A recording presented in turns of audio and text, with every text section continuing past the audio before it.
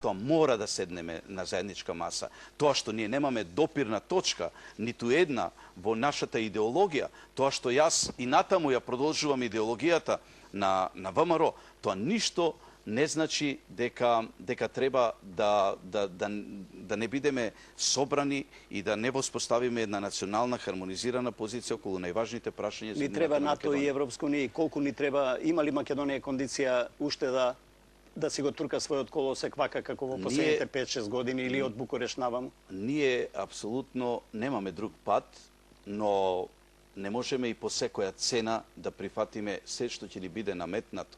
Па што мислите вие, нели станува збор само за меѓународното име на државата во Обединетите нации, а не за идентитетот? Има ли тука манипулации некои? Знаете што, јас се сомневам дека воопшто некој го поставил прашањето за идентитетот. Затоа велам, треба да се седне на маса и да се праша потпаролот на грчката влада, господинот Груевски, дали има став. Што мисли Бошковски, има ли доволно капацитет да ги покани лидерите на сите политички партии да седнете на маса или очекувате дека ќе добиете негативен одговор?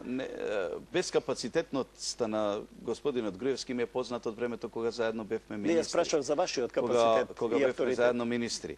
Но јас не сум направил таков напор, тоа е нормално и природно да го направат партиите кои партиципираат во парламентот, во законодавниот дом и партиите кои Мислите дека Али Ахмети е прекооперативен во коалицијата? Имате таков печаток? Кои се вашите анализи? Па јас не можам да верувам дека господинот Груевски влезе во коалиција со господинот Ахмети, бидејќи до последен ден го лажеше собственото членство дека никогаш нема да коалицира со оние кои ги окрвавиле рацете во 2001 година. Тоа е едниот момент. Добро, имаше закон за амнестија, општеството се трансформира и некои работи не може да се влечат до недоглед. Но има и други политички партии во државата, има и друг начин да Македонија се извлече од оваа тешка економска, политичка, би рекол сега, веќе навлегуваме и во феноменот на политичката криза и на крајот и кризата на моралот кој на секој ден се гази и е доведен во прашање. Посакувате порано избори? Ние како политичка сила Обединети за Македонија и утре сме спремни за избори. Не се придруживте на маршот на опозицијата и граѓаните и имаме свој пат, ние имаме свој бунт, ние имаме свој начин не помина на действување. Некако славно, не се собра нешто многу народ или многу нагусто им доаѓа на луѓето такви собирања политичко-партиски? Ние немаме 500.000 евра како што има господинот Црвенковски СДСМ и неговите олигарси од времето кога бил на власт, па да може да плати 500 автобуси. Љубе Бошковски, ако може да плати 500 автобуси, сигурно дека ќе му дојдат толку луѓе. Кога ќе дојдете на власт, ќе имате сигурно и толку пари за толку автобуси. Го нема ВМРО во името на вашата партија, во името на Обединети за Македонија? Ние во првата реченица на нашата програма стои дека ние сме наследници на идеологијата на ВМРО. Ние сакаме како политичка сила ВМРО да им го вратиме на граѓаните на Република Македонија, на 2 милиони граѓани, бидејќи ги гледаме злоупотребите со овие свети 4 букви. Тоа е длабоко врежано во нашата свест, во мојата мисла, во мислата на моите сопартици и придружници, кои заедно го чекориме овој тежок патот до победата и до донесувањето на промените во државата. Неколку пати на пресконференци каде што покажувавте книшки, членови, фрлавте во кути, се расслојува ДПМН благодарејќи на Бошковски? Не благодарејќи на Бошковски, благодарејќи на неспособноста, на некомпетентноста, на безидејноста, без визионерството, кое се основните атрибути или битни елементи на една идеологија. Бидејќи таа идеологија секојдневно е напуштена од оние кои раководат со ВМРО ДПМН, е причина поради која огромното членство, оние стари, искрени исконски би рекол, ВМРО-вци, ВМРО ДПМН доаѓаат дома, Што вели теренот?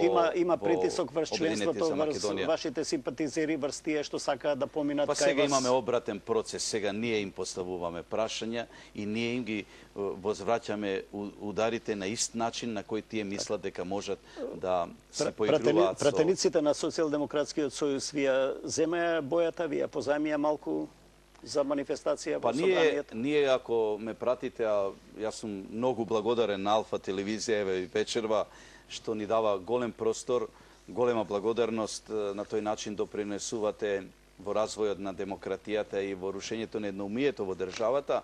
Ако не следевте, ние ја најавивме жолтата или златната револуција во Македонија. А тоа што СДСМ ја зема жолтата боја, тоа мислам дека тоа ви е комплимент на некој начин? Тоа е комплимент, бидејќи сите наши идеи полека ни ги превземаат, но едно не може да ни земат, не може да ни ја земат чистотата на нашата политичка сила, и тоа е проблемот, и затоа оној феномен за кој вие предмалку зборувавте, дека ние од една страна заради нашата чистота ја можеме слободно да влеземе во битка против оние кои си поигруваат со 2 милиони граѓани, а од друга страна навлекуваме противници. Ке ми дозволите, за да биде јасно, една мала корекција, значи и оваа емисија и Алфа телевизија не ја отвара програмата за да руши некого, туку за да гради, нели да гради подобро општество македонско. Апсолутно. Со таа намера сте и вие вечерва во пресинг. Ја посекувате ли ВМРО ДПМН, би застанале ли на нејзино чело? Сонувате ли за тоа, Бошковски? Јас сонувам сон кој го сонував уште од Хашкото време. Ни целиот овој мој политички живот, ни сите овие мои политички животни амплитуди, одејќи на врвот, паѓајќи на дното на животот и под секое дно, завршувајќи во темнините. Спомнав јас нешто за биографијата, ке ви препорачам сами да ја пишувате. Низ Европа. И тој сон кој го сонував е поинаква Македонија. Македонија на задоволни луѓе, на Македонија на насмеани лица, Македонија каде што невработеноста ќе биде некаде во европски рамки, Македонија која ние гарантираме обединети за Македонија дека во првите 2 години од доаѓањето на власт ја намалиме невработеноста приближно онака како што е денес во една Франција. Крај на емисијата и не можам сега, верувам ми нема да ми одговорите како тоа ќе го сторите, веројатно бара и поширока елаборација, или не ги откривате? Да превземам ВМРО ДПМН намерно. Сигурно дека не е во прашање некој нов Тајван.